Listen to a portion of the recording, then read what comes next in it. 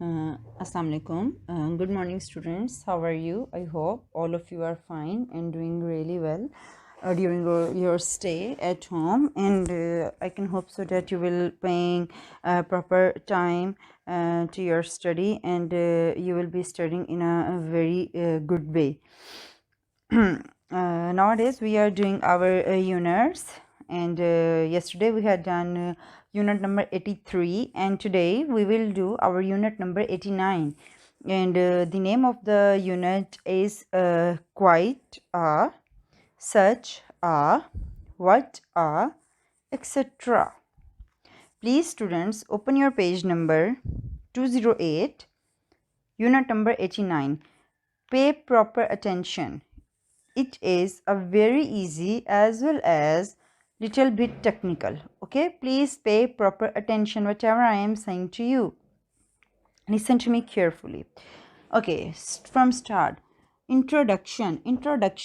After quite, such, and what, we can use a phrase with a and again. तो हम क्या करते हैं कि हम क्वाइट, सच और वट जो है उसके बाद हम फ्रेज़ यूज़ कर सकते हैं आ एन के साथ, जैसे हम लोग यहाँ पे a game, what a nice game जैसे हम कह सकते हैं, such a good game. There is often an adjective as well. For example such a good team, जैसे मैंने अभी कहा था it was a such a good game.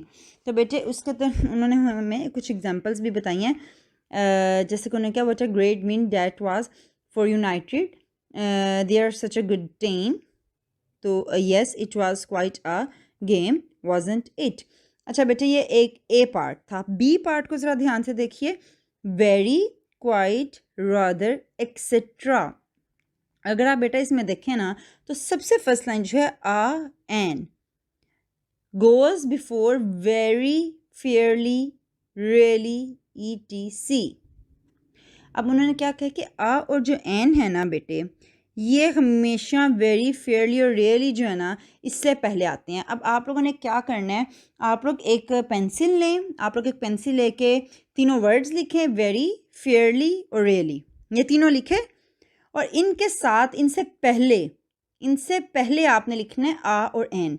जहाँ पे भी ये तीनों लफ्ज़ आएंगे उनसे पहले आपने आ और एन लगा देना. ठीक है, मतलब आप आ और एन लिखें, आगे प्लस लगाएं और आगे वेरी, फेयरली और रियली लिख लें. ठीक है. It's a very old house, it's a fairly long walk, I made a really stupid mistake. ठीक है, तो आपने क्या किया कि आपने इनसे पहले आ और एन लगाना है, इन तीनों अल्फाज से पहले. अच्छा, अब हम सेकंड पे जाते हैं. But a an usually go after quite.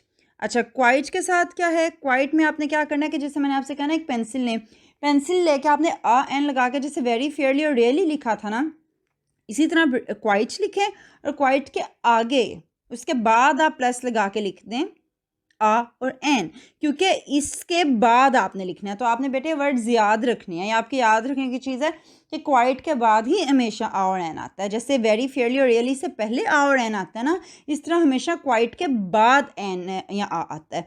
अच्छा, अब अगर हम लोग थर्ड ऑप्शन पर चल जाएं, रादर. ठीक है, रादर बड़ा एक न्यूट्रल सी चीज़ है. रादर में आप आ और एन सिचुएशन के मुताबिक लगाते हैं, पहले भी आ सकता है और बाद में भी आ सकता है. ठीक है, तो बेटे बी के अंदर हमें 3 ऑप्शंस मिल रही हैं. उसके अंदर एक ऑप्शन है जिसके अंदर वेरी, फेयरली और रियली है, उसमें हमने आ और एन पहले ही लगाना है. ठीक है. सेकंड ऑप्शन हमें मिल रही है क्वाइट की, क्वाइट में हमेशा आ और एन बाद में ही लगेगा. और थर्ड ऑप्शन हमें मिल रही है रादर की, रादर में पहले भी आ सकता है और बाद में भी आ सकता है. We can also use very, right, quite, rather, etc. adjective plus plural और uncountable noun.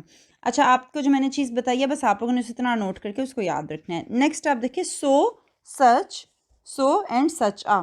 ये भी बेटे एक बहुत ही इंटरेस्टिंग किस्म की इसके अंदर है ये पढ़ने में. उन्होंने बताया कि सो का स्ट्रक्चर कैसे बनेगा. ठीक है,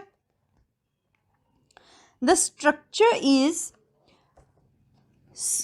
B plus so plus adjective. अच्छा, बी को आपने ये नहीं समझना कि बी ही आए. बी किसी भी हेल्पिंग वर्ब के लिए बेटे हम यूज़ करते हैं, जैसे इज़, वॉज, एम, आर वगैरह. कोई भी हेल्पिंग वर्ब्स को हमने अगर शो करना है ना तो हम बी का वर्ड यूज़ करते हैं. अब इसका स्ट्रक्चर बेटे बड़ा इंटरेस्टिंग सा होता है. इसके लिए आपने सो के साथ ना हमेशा आपने क्या करना है, सो के बाद ना सीधा सीधा एडजेक्टिव आना है।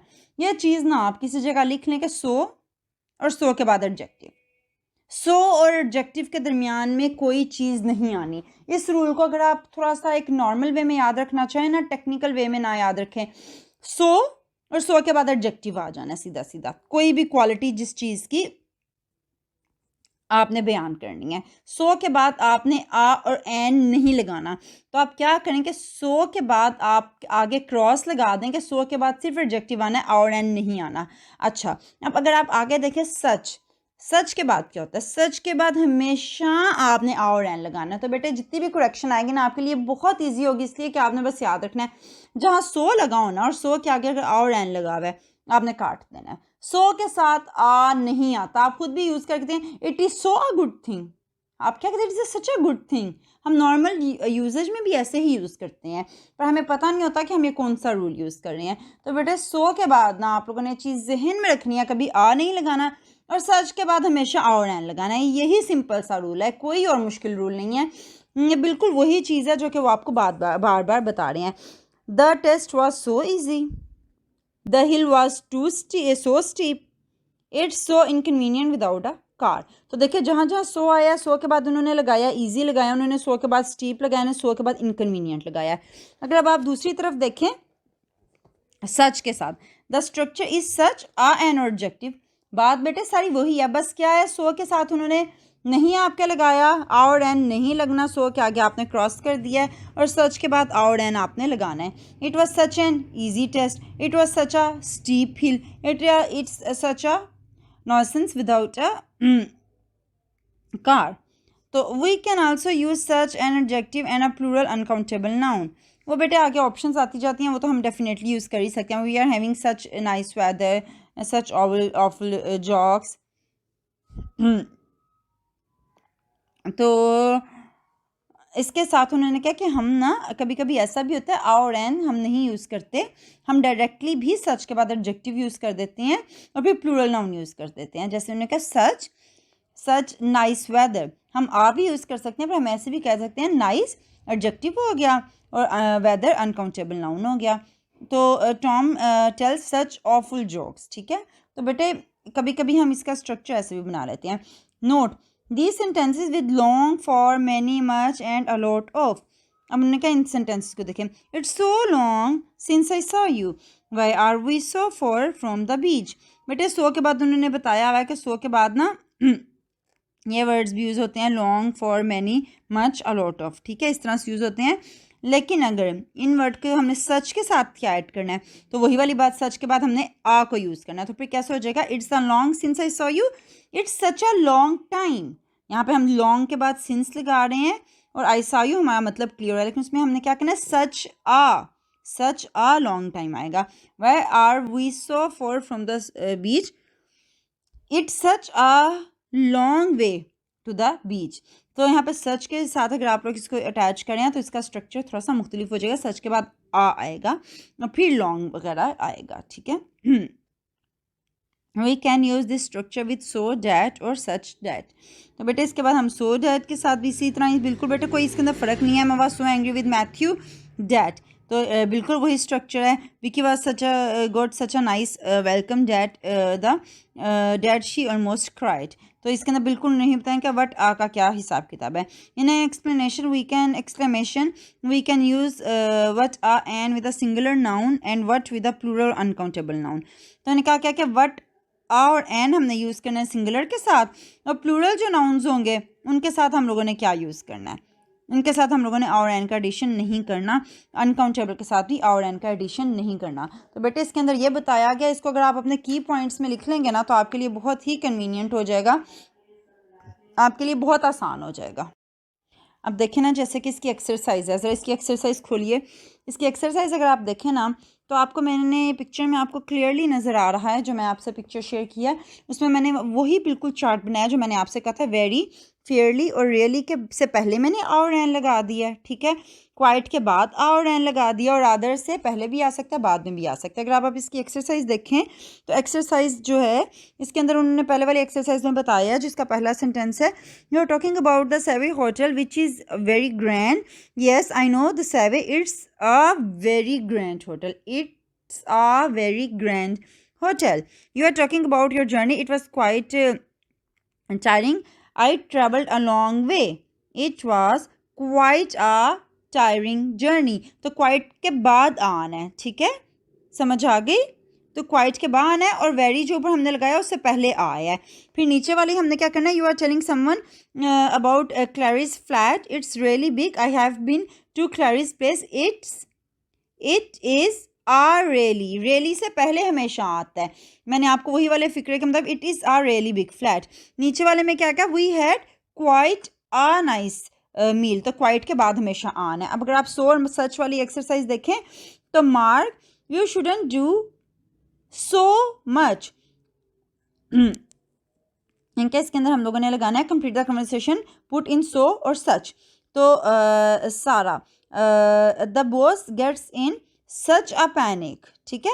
आ यहाँ पे आया है तो आ को देख के हमने सच लगाया, समझ आइए आपको, क्योंकि सच के साथ ही हमेशा आता है। ऊपर हमने सो लगाया क्योंकि मच से पहले आ नहीं लगा हुआ था, और सो के आगे हम आ और एन का एडिशन नहीं करते। अब देखें नीचे मार्क, यहाँ पे क्या आएगा, सो आएगा, क्योंकि विलिंग से पहले कोई आ नहीं लगा हुआ, ठीक है। तो हम लोगों ने इस चीज़ को इसी तरह ही लेके चलना है कि सच के साथ और एन का एडिशन कर भी सकते हैं, और कुछ ऑप्शन है जिसमें हम सच के साथ और एन का एडिशन नहीं भी करते, जैसे क्या था, एडजेक्टिव और प्लूरल काउंटेबल नाउन्स होते हैं ना, या अनकाउंटेबल, उसके साथ भी हम नहीं करते एडिशन। अच्छा आगे, सो डैट सच डैट की एक्सरसाइज है, बहुत ही ईजी सी एक्सरसाइज है। इसके अंदर उन्होंने बताया है मुख्तलिफ फ़िक्रों को मुख्तलिफ चीज़ों के साथ मिलाना है, और आपने बिल्कुल सो और सच का एडिशन करना है। इसके साथ भी मुख्तलिफ मिसालें दी गई हैं, जैसे the piano was so heavy आएगा, डैट आगे आपने मिला देना है। The Tom was so annoyed आएगा, the band was such a big attraction आएगा, सच आ, ठीक है, concentrate. Vicky had such a lot आएगा, the party made such a noise आएगा, ठीक है बेटे। ये इसी तरह से है, इट इज़ वेरी इजी, आपको समझ आ जाएगी। और लास्ट वाली जो पार्ट डी है उसके अंदर definitely Vicky believes in ghost of what nonsense she talks, उससे नीचे वाले में आएगा व्हाट आ, और सबसे लास्ट वाले में आएगा व्हाट। Thank you class.